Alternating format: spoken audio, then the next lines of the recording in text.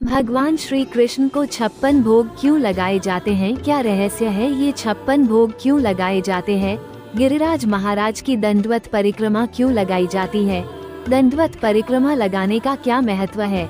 आप इस वीडियो को अंत तक देखें क्योंकि आज संपूर्ण रहस्य के बारे में आपको जानकारी मिलने वाली है। जब भगवान श्री कृष्ण जी ने गिरिराज गोवर्धन को उठाया था और इंद्र का मान मर्दन किया था, उसी समय पर इंद्र अपनी भूल को सुधारने के लिए स्वर्ग से ब्रज में आया। ब्रज में एक स्थान पड़ता है जो ब्रिज 84 कोस में आता है, वह स्थान है इंदौली। वहीं पर इंद्र अपने एरावत हाथी से उतरा और गिरिराज गोवर्धन तक दंडवत परिक्रमा लगाकर पहुंचा। तब से दंडवत परिक्रमा प्रारंभ हुई और उसी दिन से 56 भोग का भी आरंभ हुआ। इन 56 व्यंजनों में कौन कौन सी चीजें शामिल होती हैं? आइए जानते हैं कि आखिर भगवान को 56 भोग लगाने के पीछे कौन सी कथा है। इंद्र के प्रकोप से ब्रजवासियों को बचाने के लिए भगवान श्री कृष्ण ने गोवर्धन पर्वत उठाया था। तब उन्हें लगातार 7 दिन भूखा रहना पड़ा था। इसके बाद उन्हें 7 दिनों और 8 पहर के हिसाब से 56 व्यंजन खिलाए गए थे। माना जाता है तभी से ये 56 भोग परंपरा की शुरुआत हुई। गौलोक में श्री कृष्ण और राधा एक दिव्य कमल पर विराजते हैं। उस कमल की 3 परतों में 56 पंखुड़ियां होती हैं। प्रत्येक पंखुड़ी पर एक प्रमुख सखी और बीच में भगवान विराजते हैं। इसलिए 56 भोग लगाया जाता है। कड़वा, तीखा, कसला, अम्ल, नमकीन और मीठा, ये 6 रस या स्वाद होते हैं।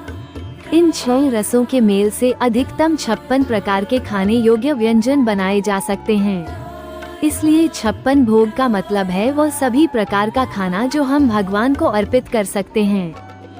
माता यशोदा अपने लाला कृष्ण को 8 पहर भोजन कराती थी। एक बार इंद्र के प्रकोप से ब्रज को बचाने के लिए श्री कृष्ण ने गोवर्धन पर्वत उठाया था। इस दौरान श्री कृष्ण ने 7 दिन तक अन्न और जल ग्रहण नहीं किया। जब इंद्र की वर्षा बंद हुई और सब लोग गोवर्धन पर्वत के नीचे से बाहर आए, तब ब्रजवासियों और माता यशोदा को बाल कृष्ण की भूख की बहुत चिंता हुई। 7 दिन तक भूखे रहना उनके लिए बहुत कष्टदायक था। तब अपनी भक्ति और प्रेम से सभी ब्रजवासियों और माता यशोदा ने मिलकर श्री कृष्ण को 56 व्यंजन भोग में लगाए। ये संख्या 56, 7 दिन और 8 पहर के हिसाब से 7x8 = 56 व्यंजन बनाए गए।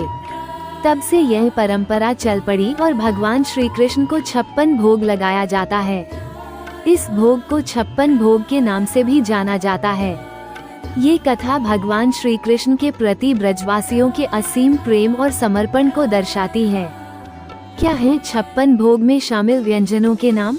1 भक्त भात, 2 सूप दाल, 3 प्रलेय चटनी, 4 सदिका कड़ी, 5 दधी शाकजा दही शाक की कड़ी, 6 सिखरिनी सिखरन, 7 अवले शरबत, 8 बालका बाटी, 9 इक्षु खेरिनी मुरब्बा, 10 त्रिकोण शर्करा युक्त, 11 बटक बड़ा, 12 मधु शीर्षक मठरी, 13 फेनिका फेनी, 14 परिष्टाश्च पुरी, 15 शतपथ खजला, 16 सधिद्रक घेवर, 17 चक्राम मालपुआ, 18 चिल्दिका चोला, 19 सुधा कुंडलिका जलेबी, 20 धृतपुर मेसू, 21 वायुपुर रसगुल्ला, 22 चंद्रकला पगी हुई, 23 दधी महारायता, 24 स्थूली थूली,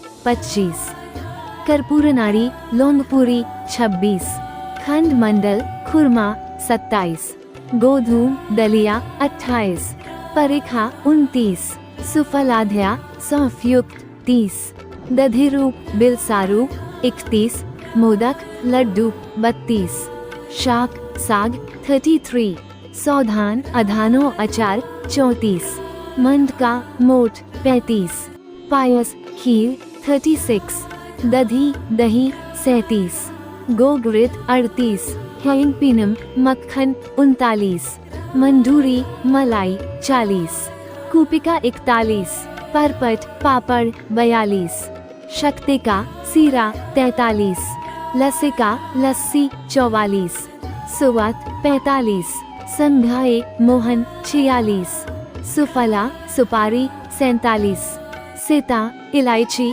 48, फल 49, तांबूल 50, मोहन भोग 51, लवण 52, कषाय 53, मधुर 54, तिक्त 55, कटु 56, अम्ल